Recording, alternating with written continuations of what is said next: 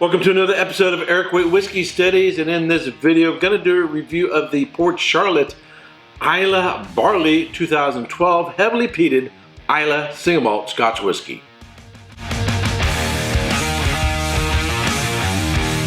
This video is part of a series that I'm doing studying for the Council of Whiskey Masters for the Level 3, the Master of Scotch. I already passed the Level 2 exam, but the producer profiles for the Level 2 and the Level 3 are the same. So continuing this series, but now studying for the Level 3, which is a good reason why I'm going much more in depth in these videos and actually required by the books and what is provided in the textbooks for these courses. Now, this whiskey needs to be understood in a particular historical context, and I would say a particular philosophical context, and the way in which Bruichladdich produces whiskey. But before I get into that, let me tell you a little about the history of Bruichladdich. Bruichladdich is located on the Rins of the Isle of Islay in Scotland. The name Bruichladdich in Scottish Gaelic means brae of the shore. A brae is a steep bank or hillside. In 1881, the original distillery was built by Robert, William, and John Gourlay Harvey, who inherited Glasgow's Yorker and Dundas Hill distilleries from their father, William Henry III, who died in 1862 at the age of 40. In 1886, Bruichladdich Distillery Company Limited was founded, and the distillery was reconstruction with Harvey family shareholdings. From 1929 to 1937, the Harveys were forced to close the doors of their last distillery. In 1938, Bruichladdich Distillery was sold to Haydn Attari, Joseph W. Hobbs, and Alexander W. Tomey, and was then passed to Associated Scottish Distilleries Limited, a subsidiary of Train and McIntyre Limited, who were owned by National Distillers of America. In 1852, Bruichladdich Distillery was sold to whiskey brokers Ross and Coulter Limited. In 1960, Bruichladdich Distillery, along with Ross and Coulter Limited, was acquired by A.B. Grant. In 1968, A.B. Grant sold the distillery to Invergordon Distillers Holdings Limited. In 1975, Bruichladdich Distillery increased the number of their stills from 2 to 4. In 1983, during the era of the Whiskey Lock, Bruichladdich Distillery was temporarily closed. In 1963, White and Mackay bought Bruichladdich Distillery along with Invergordon Distillers. In 1995, Bruichladdich Distillery was mothballed by White and Mackay. In 1999, Bruichladdich Distillery was bought by Jim Beam. In 2000, Bruichladdich Distillery sold to a consortium of mainly local investors led by Mark Renier and independent bottler Murray McDavid. In 2001, the distillery reopened and the first distillations of Port Charlotte and Bruichladdich began in July. In 2002, Octomore was distilled for the very first time. In 2003, Bruichladdich Distillery installed its own bottling line. In 2004, the second edition of the 20-year-old Flirtation and 3D The Peat Proposal are launched. In 2006, the very first bottling of Port Charlotte PC5 was released. In 2012, on July 23rd, it was announced that the spirits group Remy Cointreau bought Bruichladdich and all associated stocks, with a purchase price of £58 million. McEwen and Renier's investment in the distillery paid off, and subsequently Mark Renier went to Ireland to found Waterford Distillery. In addition to Scotch whisky, Bruichladdich Distillery produces the Botanist Gin with a Lomond still known as Ugly Betty, using 22 local botanicals and herbs. Bruichladdich Distillery has 3 general profiles. Bottles labeled Bruichladdich are unpeated. Bottles labeled Port Charlotte are heavily peated. Bottles labeled Octomore are super heavily peated. Octomore is considered to be the most heavily peated single malt whiskey in the world. The Port Charlotte Islay Barley 2012 heavily peated Islay single malt Scotch whisky. It's made from 100% Islay barley from the 2011 harvest, made from Oxbridge, Publican, Propino, and Concerto barley varieties. Peated at 40 ppm, aged for 6 years, 75% in first fill ex-bourbon cask, 25% in second fill wine cask. It is unchill filtered, has natural color, and is bottled at 50% alcohol by volume, and sells for about $70 in my neighborhood.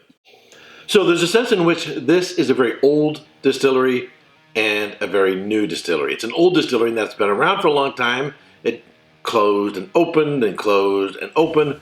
But the way in which they are making whiskey now is not in the way in which they were making whiskey when the distillery was first founded. They are now taking more of a winemaker's approach to understanding barley and how it can reflect differences in where it's grown, the terroir, the climate, and everything else. And so using farm-specific barleys to create a profile similar to the way in which a chateau or a winery uses different grapes to produce a particular profile of a wine. Now, there's a lot that needs to be said about that, which I'm not going to cover in this particular video. I am, however, going to talk about that much more in depth in a live stream following this video. In the meantime, you need to understand that the purpose of the way in which this whiskey is made is to really show off the barley. You can have a whiskey that is emphasizing the casks, emphasizing a distillation process, or whatever else. These various things that affect the profile of a whiskey. So in order to maintain the distinctness of the barley, if you age it too much, if you overly peat it, if you do a lot of other things, you'll actually mask the distinctiveness of the barley and consequently sort of go against the approach that they're trying to do in this whiskey. So it is a young whiskey, but I think they have done a good job of maintaining some distinctive character of the primary ingredients of the barley. Now let's get into that. So young whiskeys, this being 6 years old, can have a saccharine powdered sugar note that I'm not a big fan of. I don't particularly like that in whiskeys. Some distilleries will then take a young whiskey like that and peat it to sort of mask those characteristics.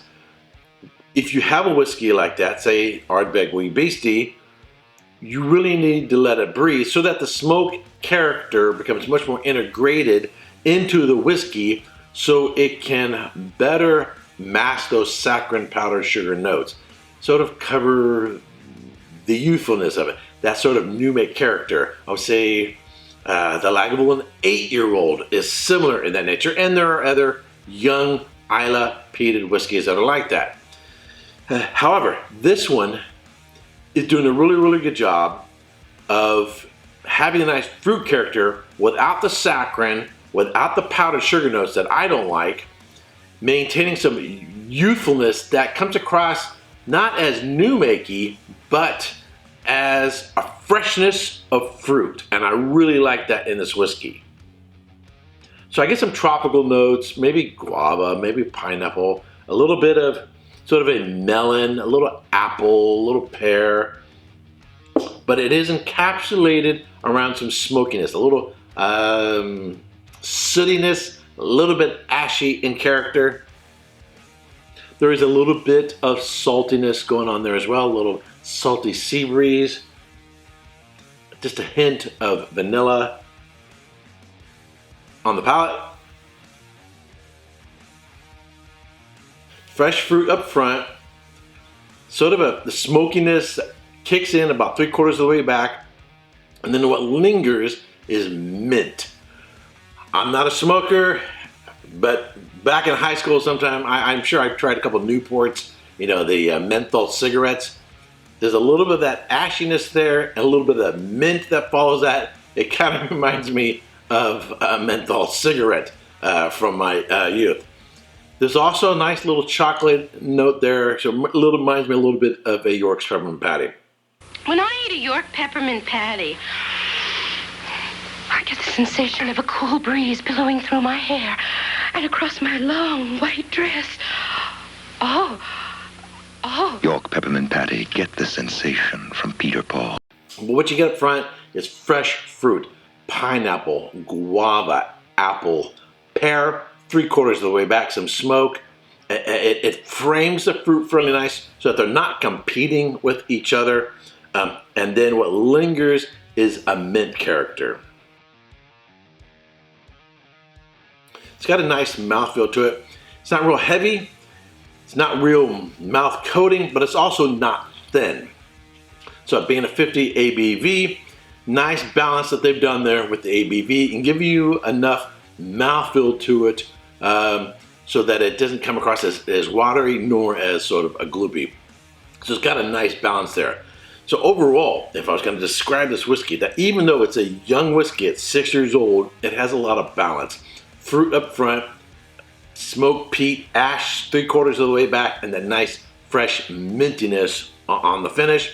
It's balanced in its mouthfeel. Overall, a really nice whiskey. If you like young peated whiskeys that are fruit forward and don't have, I would say, the saccharin powdered sugar nut. And if you've had a lot of young peated whiskeys, you know what I'm talking about. If not, when you experience one, you know exactly what I'm talking about. I've had some young peated whiskeys with that sort of,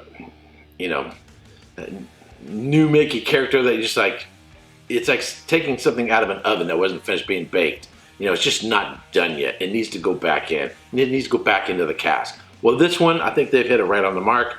They've actually been able to provide a young, youthful freshness in a whiskey, but also have a nice rounded character in terms of its mouthfeel and nice ashiness. Now, would I like it to be older? If you taste some older whiskeys, and you might like them more, however, you're going to lose the distinctiveness of the character that they're trying to give you, which is to really let the primary ingredients, to let the barley shine in this whiskey. Whether you like it or not, or whether I recommend it or not, it's really going to depend on what you like and want in a whiskey. Well, what I give it in terms of a score, I'm going to give it a solid 88, a solid 88 points. I think it's a really, really nice whiskey and still available at a real decent price. All right, that's it for this video. If you subscribe to this channel, I want to thank you very much. If you've not yet subscribed, but you like watching my videos, I would ask you to subscribe and ring the bell, and stay tuned for the live stream that'll follow this video, because we're going to go much more in depth, get a lot more geeky about talking about terroir and whiskeys and everything that they're trying to accomplish there at Bruichladdich. All right, until next time, cheers. Hey, don't forget to subscribe and check out these other whiskey videos.